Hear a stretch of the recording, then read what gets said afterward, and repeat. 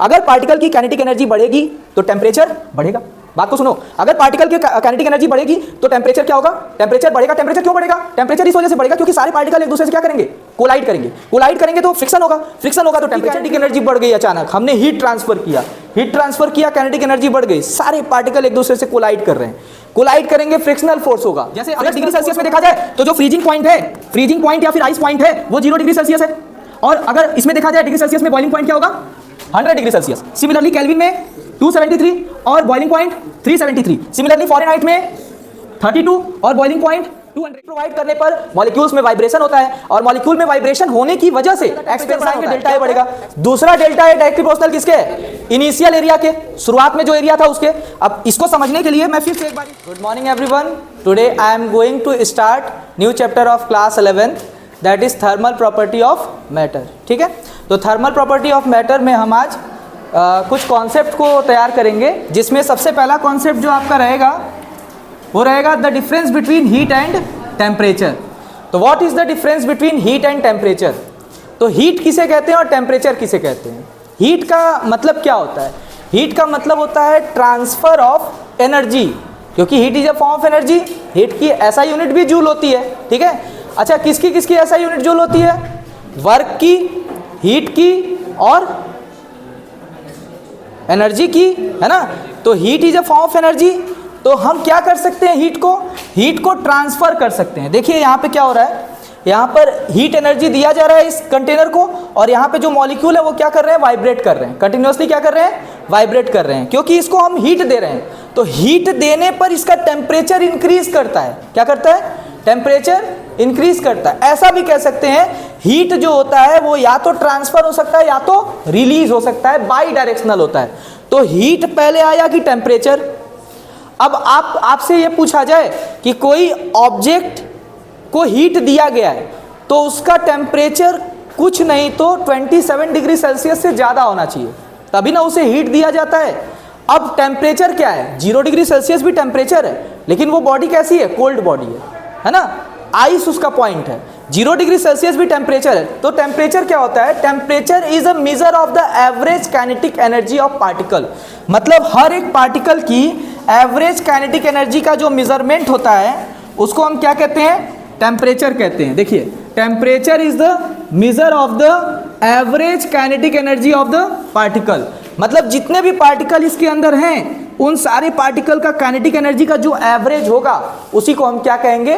Temperature कहेंगे। This is the basic difference between heat and temperature. एक बार फिर से बताता हूँ, heat is a form of energy. मतलब हमने किसी भी मैटर को, सॉलिड लिक्विड गैस किसी को भी हमने क्या किया? हीट दिया। हीट देंगे तो उसके पार्टिकल की काइनेटिक एनर्जी क्या होगी? बढ़ेगी। ध्यान से सुनना, उसके पार्टिकल की काइनेटिक एनर्जी क्या होगी? बढ़ेगी। अगर पार्टिकल की काइनेटिक एनर्जी बढ़ेगी तो टेम्परेचर बढ़ेगा। बात को सुनो, अगर पार्टिकल के काइनेटिक एनर्जी बढ़ेगी तो टेम्परेचर क्या होगा? टेम्परेचर बढ़ेगा। टेम्परेचर क्यों बढ़ेगा? टेम्परेचर इस वजह से बढ़ेगा क्योंकि सारे पार्टिकल एक दूसरे से क्या करेंगे? कोलाइड करेंगे। कोलाइड करेंगे तो फ्रिक्शन होगा। फ्रिक्शन होगा तो टेम्परेचर इंक्रीज होगा। होता है कि नहीं होता? होता है ऐसा। जब हम फ्रिक्शनल फोर्स लगाते हैं तो टेम्परेचर क्या होता है? इंक्रीज होता है। अब अंदर जितने भी पार्टिकल है सबकी काइनेटिक एनर्जी बढ़ गई। अचानक हमने हीट ट्रांसफर किया, हीट ट्रांसफर किया, काइनेटिक एनर्जी बढ़ गई, सारे पार्टिकल एक दूसरे से कोलाइड कर रहे हैं। कोलाइड करेंगे, फ्रिक्शनल फोर्स होगा। फ्रिक्शनल फोर्स होगा तो क्या होगा? हीट बढ़ेगी। बात समझ में आ रहा है? तो टेम्परेचर बढ़ेगा। तो टेम्परेचर किस पर डिपेंड करता है? हीट पर। अच्छा दूसरी बात, अगर हीट रिलीज होगी तो काइनेटिक एनर्जी क्या होगी? कम होगी। बात को समझो, अगर मैंने किसी एक कंटेनर को, जो कि हॉट कंटेनर है, नॉर्मल मैंने रूम टेम्परेचर पे रख दिया तो उसका टेम्परेचर था 50 डिग्री सेल्सियस। कितना टेम्परेचर था? 50 डिग्री सेल्सियस। बाहर का टेम्परेचर क्या था? 27 degree Celsius, normal room temperature जो होता है। अब क्या होगा? हीट का ट्रांसफर किधर से किधर होगा? किधर से किधर होगा? हाई टेम्परेचर से लो टेम्परेचर की तरफ। मतलब हीट उस समय क्या होगा? रिलीज होगा। अगर ऐसे ही हीट को रख दिया जाए तो हीट का ट्रांसफर किधर से किधर होगा? हाई टेम्परेचर से लो टेम्परेचर की तरफ स्पॉन्टेनियस ट्रांसफर होगा। कैसा ट्रांसफर? स्पॉन्टेनियस। स्पॉन्टेनियस का मतलब क्या होता है? अपने आप हुआ ट्रांसफर को स्पॉन्टेनियस ट्रांसफर कहते हैं। ठीक है, तो एक तरह से हम ये भी कह सकते हैं कि हाई टेम्परेचर से, क्या कह सकते हैं? हाई टेम्परेचर से लो टेम्परेचर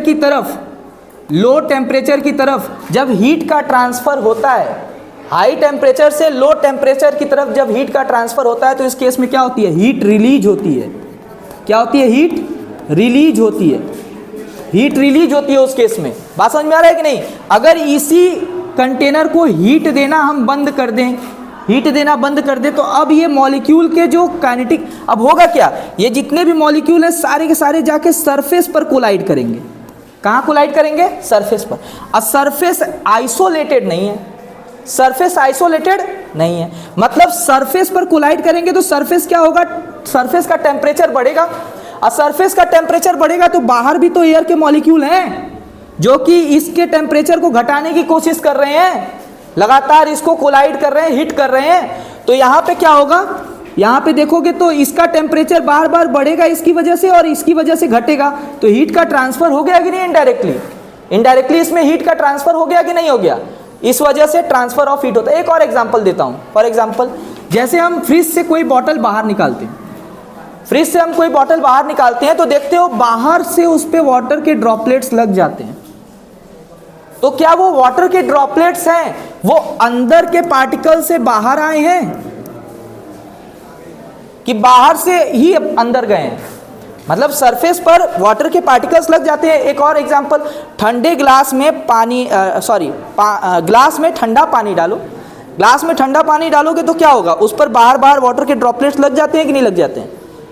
जबकि पूरा ग्लास हमने नहीं भरा है, हमने आधा ही ग्लास भरा है और आधा ही ग्लास में नीचे चारों तरफ वाटर के ड्रॉपलेट्स लग गए हैं। वो वाटर के ड्रॉपलेट्स आए कहाँ से? तो वो वाटर के ड्रॉपलेट्स पता है कहाँ से आए? बाहर जो एयर के छोटे छोटे पार्टिकल थे वो उस ग्लास के चारों तरफ जाके कोलाइड करते करते चिपक गए, तो वो वाटर बन गए, एयर के पार्टिकल वाटर बन गए। बात समझो, क्यों वाटर बन गए? क्योंकि एयर के पार्टिकल का टेम्परेचर ज्यादा था। अब एयर के पार्टिकल का टेम्परेचर अगर ज्यादा होता है और वो अगर वाटर के उसका टेम्परेचर, एयर के पार्टिकल, अब सोचो गैस का टेम्परेचर ज्यादा है या लिक्विड का?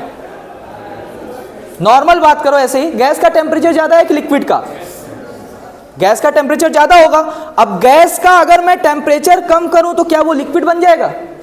तो जो बाहर गैस के पार्टिकल्स हैं, इसके बाहर चारों तरफ गैस के पार्टिकल्स हैं, ये जब इस पर कोलाइड करने आए तो पता चला यहाँ लो टेम्परेचर है क्योंकि ये ठंडा पानी है। ये क्या है? कोल्ड वाटर है। कोल्ड वाटर है, क्या है? Cold water. इसका टेम्परेचर, इसके अंदर के टेम्परेचर को हम मान लेते हैं T, बाहर के टेम्परेचर को मान लेते हैं T0। तो T is lower than T0, ठीक है। अब जब इस पर ये हीट करने आएगा तो इसका टेम्परेचर कम होगा, टेम्परेचर कम होगा तो काइनेटिक एनर्जी कम होगी, काइनेटिक एनर्जी कम होगी तो गैस क्या बनेगा? लिक्विड बनेगा। क्या बनेगा? लिक्विड बनेगा। बात समझ में आ रही है कि नहीं आ रही है? काइनेटिक एनर्जी कम होगी तो गैस क्या बनेगा? लिक्विड बनेगा। तो इसी वजह से बाहर वाटर के ड्रॉपलेट्स इस पर आ जाते हैं। तो यहां से हमने ये सीखा कि जो हीट होता है वो सिर्फ फॉर्म ऑफ एनर्जी होता है, जो टेम्परेचर होता है वो मेजरमेंट होता है किसका? एवरेज काइनेटिक एनर्जी का। तो इन बातों को हम समझ गए, what is the difference between heat and temperature, ठीक है। Heat is a form of energy और temperature is a measurement of average kinetic energy. इस बात को याद रखना। अब आगे बढ़ेंगे। अब देखो डिफरेंट साइंटिस्ट आए, डिफरेंट ओरिजिन में आए, अलग अलग जगहों पर आए, तो उन्होंने टेम्परेचर को मेजरमेंट करने के लिए डिफरेंट स्केल बनाए। तो टेम्परेचर के डिफरेंट स्केल में सबसे पहला स्केल और सबसे कॉमन स्केल जो हम इस्तेमाल करते हैं वो है डिग्री सेल्सियस। तो डिग्री सेल्सियस को देने वाले सेल्सियस थे, क्लास 9th में आप लोगों ने पढ़ा होगा। डिग्री सेल्सियस को जिसने भी एस चंद पढ़ा होगा, एस चंद में साफ फिगर भी बना हुआ है। डिग्री सेल्सियस को देने वाले सेल्सियस थे और केल्विन को देने वाले केल्विन थे। डिग्री सेल्सियस, डिग्री केल्विन और डिग्री फ़ारेनहाइट, तीन ऐसे क्वांटिटी हैं जो कि वेरी इंपॉर्टेंट हैं। अब इसमें कैसे हम फाइंड आउट करते हैं फॉर्मूला, इनके बीच का रिलेशन हम कैसे फाइंड आउट करते हैं, इस चीज को हम अभी समझेंगे। ध्यान से सुनना, इसका एक अच्छा खासा डेरिवेशन है। अब देखो ध्यान से, सबसे पहले इसके लिए हमें यह पता होना चाहिए कि सबका बॉइलिंग पॉइंट क्या है और फ्रीजिंग पॉइंट क्या है। इसको कई बुक में बॉइलिंग पॉइंट और आइस पॉइंट लिख देता है। क्या लिख देता है? बॉइलिंग पॉइंट और आइस पॉइंट लिख देता है। ये है इसका बॉइलिंग पॉइंट तीनों का। जैसे अगर डिग्री सेल्सियस में देखा जाए तो जो फ्रीजिंग पॉइंट है, फ्रीजिंग पॉइंट या फिर आइस पॉइंट है वो 0 डिग्री सेल्सियस है। और अगर इसमें देखा जाए डिग्री सेल्सियस में बॉइलिंग पॉइंट क्या होगा 100 डिग्री सेल्सियस। सिमिलरली केल्विन में 273 और बॉइलिंग पॉइंट 373। सिमिलरली फ़ारेनहाइट में 32 और बॉइलिंग पॉइंट 212। एक फॉर्मूला होता है, फॉर्मूला मैं यहाँ लिख दे रहा हूँ, ध्यान से सुनिएगा। सबसे पहले जो भी क्वांटिटी है degree Celsius minus freezing point upon boiling point minus freezing point equal to Kelvin minus freezing point upon boiling point minus freezing point equal to Fahrenheit minus freezing point upon boiling point minus freezing point. अब एक एक करके ध्यान से देखिएगा। हम इन दोनों को उठाते हैं, तीनों को एक साथ ही उठा लेते हैं, क्या दिक्कत है। डिग्री सेल्सियस में तो सर C से डिनोट किया जाता है। डिग्री सेल्सियस का फ्रीजिंग पॉइंट कितना है सर 0 है ना। डिग्री सेल्सियस का बॉइलिंग पॉइंट कितना है 100। डिग्री सेल्सियस का फ्रीजिंग पॉइंट सर 0, कोई दिक्कत नहीं है। इक्वल टू केल्विन, सर इसका फ्रीजिंग पॉइंट कितना है केल्विन का, जल्दी बोलो। केल्विन का freezing point 273 upon boiling point कितना है 373 माइनस फ्रीजिंग पॉइंट कितना है 273 इक्वल टू, सर अब फ़ारेनहाइट में आ जाते हैं। फ़ारेनहाइट का फ्रीजिंग पॉइंट कितना है 32 अपॉन बॉइलिंग पॉइंट कितना है, बॉइलिंग पॉइंट कितना है 212 माइनस फ्रीजिंग पॉइंट कितना है 32। ये तीनों आपस में इक्वल होने चाहिए, ये तीनों आपस में इक्वल होने चाहिए, इस बात को हमेशा याद रखना है। अब देखो इसको हम क्या मान लेते हैं इक्वेशन नंबर 1, इसको क्या मान लेते हैं इक्वेशन नंबर, इसको क्या मान लेते हैं इक्वेशन नंबर 3। अब अगर हम 1 और 2 को कंपेयर और 3 को करें तो एक हमें रिलेशन मिलेगा, क्या मिलेगा देखो, C upon 100 equal to K minus 273 upon 100 equal to, जल्दी बोलो, F माइनस 32 अपॉन 180। अगर मैं सही हूं तो अब ध्यान से सुनना, हम किसी दो को उठाएंगे, चलो इन दोनों को उठाते हैं 1 और 2 को। अगर 1 और 2 को हम उठाएंगे तो हम लिख सकते हैं कि C minus C equal to, क्योंकि 100 तो कट जाएगा ना, C इक्वल टू क्या हो जाएगा K माइनस 273।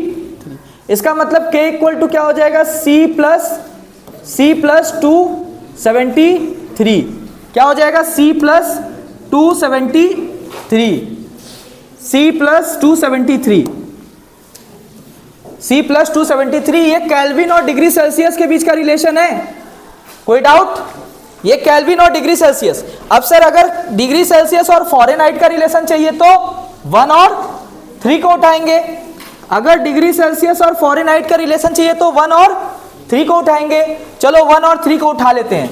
1 और 3 को अगर उठाएंगे तो यहाँ पे हम क्या देखेंगे, देखो 1 और 3 C अपॉन 100 इक्वल टू क्या है F माइनस 32 अपॉन 180, कोई दिक्कत।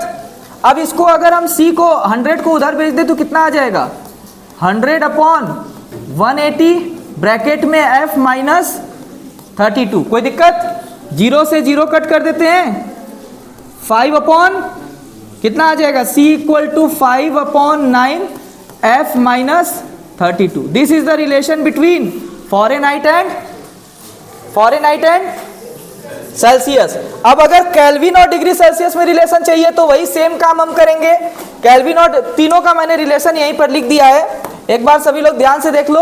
C upon 5 equal to F minus 32 upon 9 equal to K minus 273 upon, this is the relation between degree Celsius, kelvin and Fahrenheit, यही रिलेशन होता है। चलो अब आगे बढ़ते हैं, एक न्यूमेरिकल है, क्वेश्चन प्रैक्टिस कर लेते हैं इस पर। तो सबसे पहला क्वेश्चन यही कह रहा है, convert 27 degree Celsius in kelvin and Fahrenheit. Try करो सभी लोग, पॉज करो। ठीक है, तो इसको देखते हैं एक बार। हमें पता है कि डिग्री सेल्सियस और केल्विन में क्या रिलेशन होता है, तो C इक्वल टू क्या होता है, K, या फिर K इक्वल टू कर देते हैं,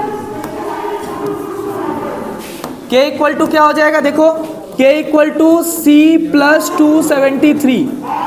ठीक है, तीनों का रिलेशन एक बार मैं ऊपर लिख दे रहा हूँ। तीनों का रिलेशन होता है C upon 5 equal to K minus 273 upon 5 equal to F minus 32 upon 9।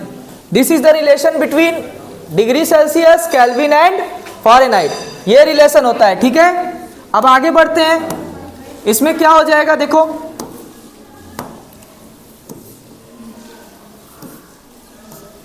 ठीक है, अब देखो ध्यान से। तो अगर हम केल्विन और डिग्री सेल्सियस को लेते हैं तो क्या हो जाएगा, C इक्वल टू, क्योंकि 5 से 5 कट जाएगा, C equal to K minus 273।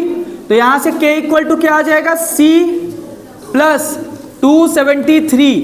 तो C की वैल्यू कितनी दी है, 27 प्लस 273 कितना आ जाएगा भाई, ऐड करेंगे तो 7 और 3 कितना होता है, 0। ठीक है, और उसके बाद 300 आ जाएगा, क्या 300 केल्विन। ठीक है, 300 केल्विन आ जाएगा। अब अगर डिग्री सेल्सियस को फ़ारेनहाइट में बदलना हुआ तो इसको और इसको ले लेंगे, तो C upon 5 equal to F minus 32 upon 9। C की जगह पे हम क्या लिख देंगे, 27 upon 5 equal to F minus 32 upon 9। इसका इधर मल्टीप्लाई कर देंगे, कितना आ जाएगा, यहाँ से आ जाएगा F minus 32 equal to 9 into 27 upon 5। यहाँ से आ जाएगा कितना, F equal to 9 into 27 upon 5 plus 32। इसका एलसीएम लेंगे, पहले मल्टीप्लाई कर देते हैं, 9 7 जा 63, 9 2 जा 243 प्लस 32 5 जा 2 5 जा 10, 5 3 जा 15, 160 अपॉन 5 कितना आ जाएगा, 3403। ठीक है, अपॉन में 5, डेसिमल में समथिंग आएगा। आओ चेक कर लेते हैं डेसिमल को भी, 5 7 जा 5 8 जा 80.6 फ़ारेनहाइट। ठीक है, इतनी बातें क्लियर है। ठीक है, चलिए ठीक है, आगे बढ़ते हैं। तो यहाँ पे क्वेश्चन है कि if the temperature is change from 30 degree Celsius to 60 degree Celsius. ठीक है, C इक्वल टू क्या होगा, K माइनस 273। तो यहाँ से K इक्वल टू क्या हो जाएगा, C प्लस 273। C की वैल्यू कितना से कितना हो रही है, यहाँ पे ऐसे लिखते हैं, डेल्टा K और डेल्टा C। तो डेल्टा K का मतलब change in temperature in kelvin equal to change in temperature in degree Celsius plus 270। ठीक है, एक बार इसको ऐसे सर देख लेते हैं, इस तरह से देख लेते हैं कि डिग्री सेल्सियस में अगर चेंज देखा जाएगा तो change in temperature in kelvin का मतलब T final minus T initial. Change in temperature in degree Celsius भी सेम होगा। अच्छा, T फाइनल कितना था, 60 डिग्री सेल्सियस, और T इनिशियल कितना है, 30 डिग्री सेल्सियस। अच्छा, डिग्री सेल्सियस को केल्विन में बदलना है, दोनों में हमें क्या करना होगा, 273 को क्या करना होगा, ऐड करना होगा। क्या हो जाएगा, 60 प्लस 273। अब ये किस में हो गया, केल्विन में, माइनस 30 प्लस 273। अब ये किस में हो गया, केल्विन में। कोई डाउट इस बात में, नहीं। अब देखो इन दोनों को ऐड करेंगे, कितना आ जाएगा, 333 केल्विन माइनस इन दोनों को ऐड करेंगे 303 केल्विन। ठीक है, तो डेल्टा T कितना आ गया, 30 केल्विन। कितना आ गया, 30 केल्विन। मतलब यहाँ पे डेल्टा T की वैल्यू 30 केल्विन आ गई। अब सेम चीज अगर हम फॉरेनहाइट स्केल के लिए देखें तो फॉरेनहाइट स्केल का क्या रिलेशन होता है, C equal to C/5 equal to F-32 upon, एकदम कॉन्सेप्ट क्लियर हो जाना चाहिए, रट जाना चाहिए कि C/5 equal to F-32 upon 9 होता है। अब C की वैल्यू हम रखेंगे, फाइनल और इनिशियल अलग अलग निकालेंगे। चलो पहले निकाल लेते हैं T फाइनल फॉरेनहाइट में, क्योंकि ये कैलकुलेशन थोड़ा सा टिपिकल है। तो T फाइनल निकालेंगे तो सबसे पहले C की जगह पे क्या रखना होगा, 60/5 इक्वल टू F-32 अपॉन 9। क्या ये कट जाएगा, तो 12 बार में कट जाएगा, 12 9 जा 108, 108 इक्वल टू F-32, और यहाँ पे क्या आ जाएगा, F इक्वल टू 108 प्लस 32 कितना आ जाएगा, 140 फॉरेनहाइट आया है फाइनल, T फाइनल आया है 140 फॉरेनहाइट, ठीक है। T फाइनल कितना आया है, 140 फॉरेनहाइट।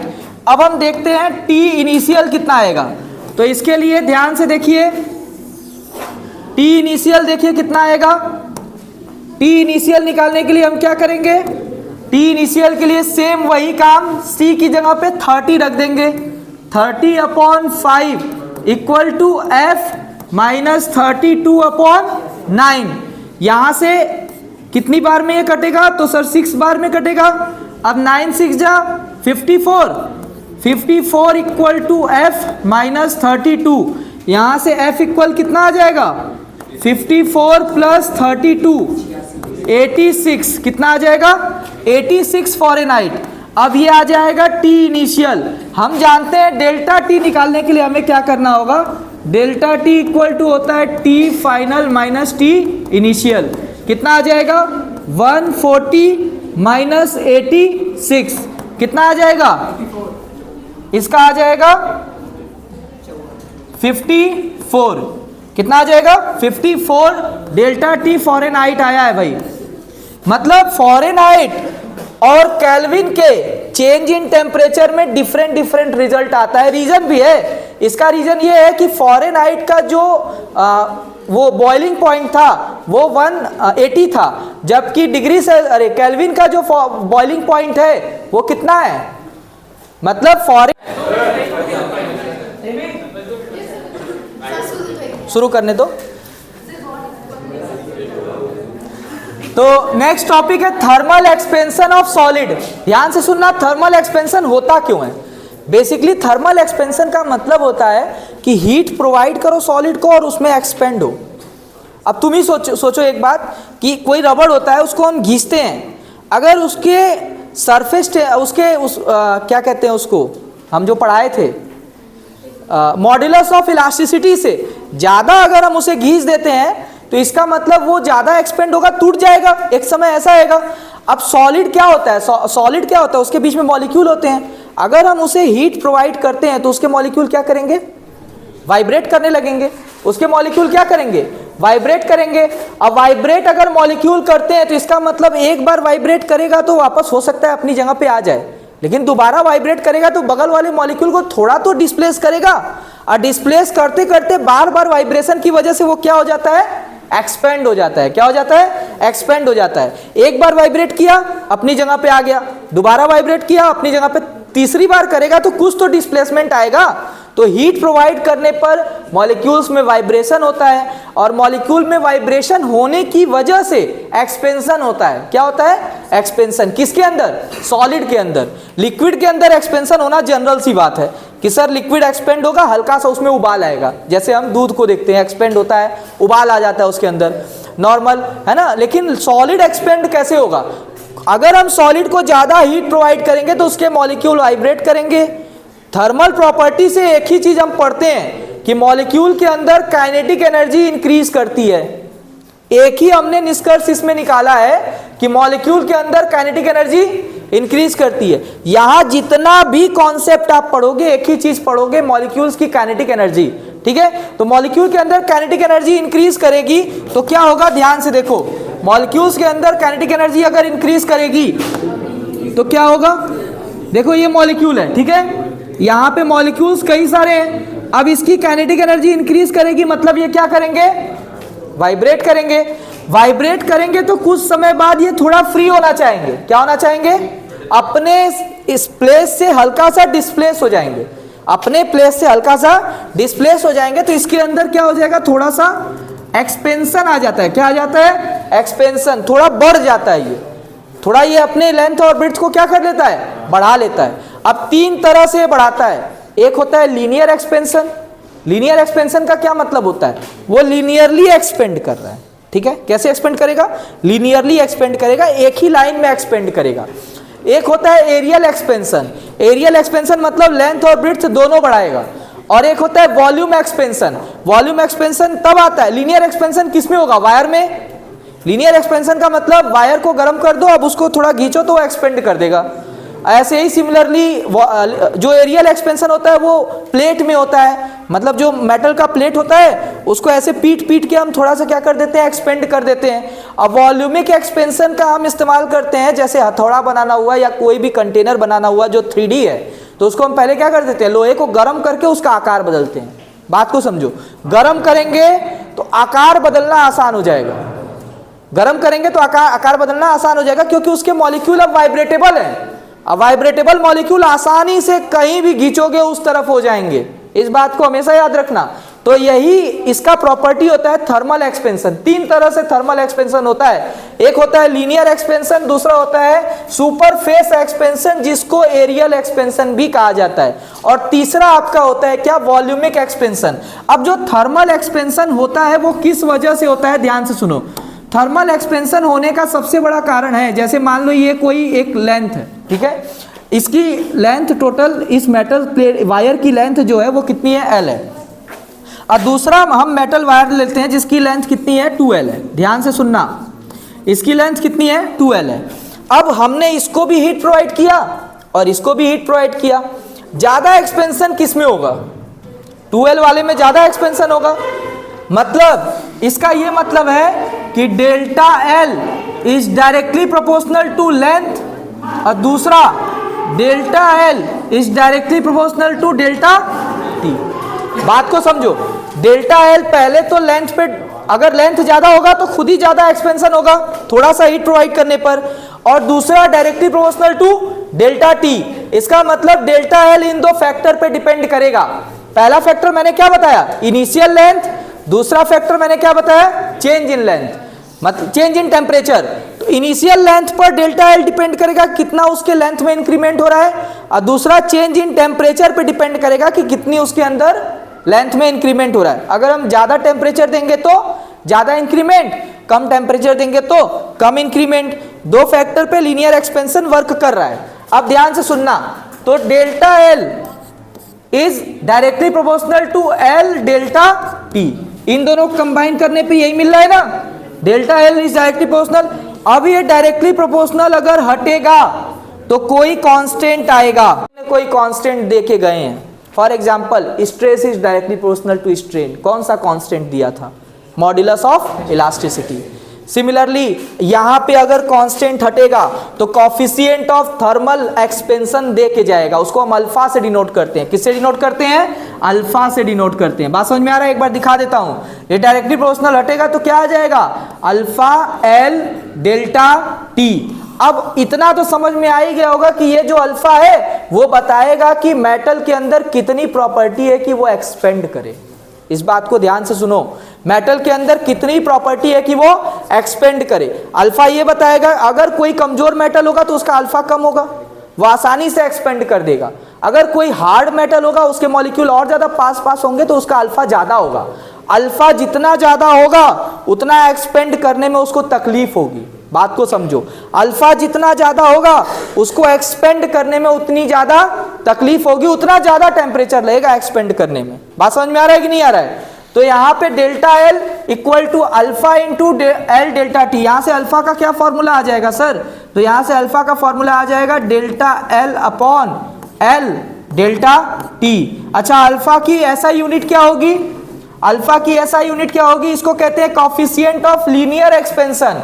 क्या कहते हैं, कॉफिशिएंट ऑफ लीनियर एक्सपेंशन। तो यहाँ पे अल्फा की ऐसा यूनिट क्या होगी, अल्फा की एसआई यूनिट क्या होगी? अल्फा की एसआई यूनिट होगी टेम्परेचर इनवर्स या केल्विन इनवर्स। बात समझ में आ रहा है? क्योंकि यहाँ पे लेंथ, यहाँ पे लेंथ, लेंथ से लेंथ कट जाएगा, बचेगा क्या? Delta T. डेल्टा टी किस में आएगा? केल्विन में आएगा।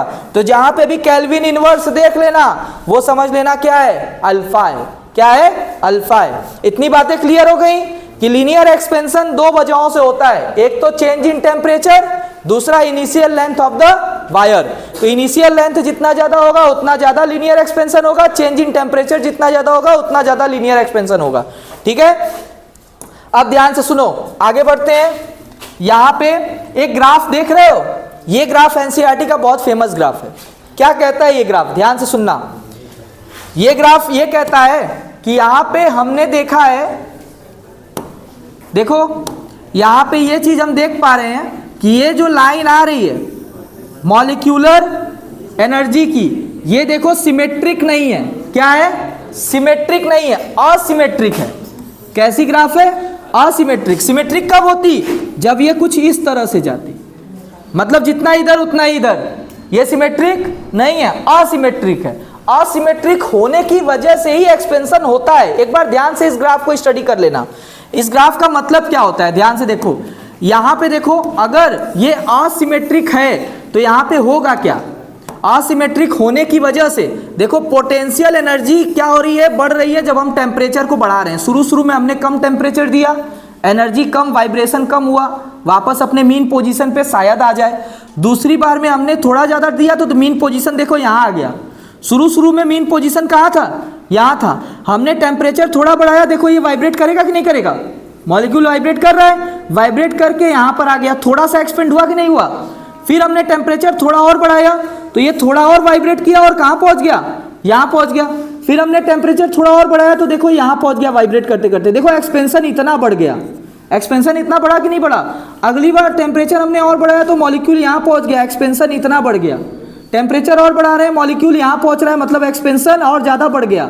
अब फाइनली टेम्परेचर जब हमने T6 किया जो कि T0 से बहुत ज़्यादा है, देखो T6 T0 से बहुत ज़्यादा है, तब देखो इतना ज़्यादा एक्सपेंड कर गया।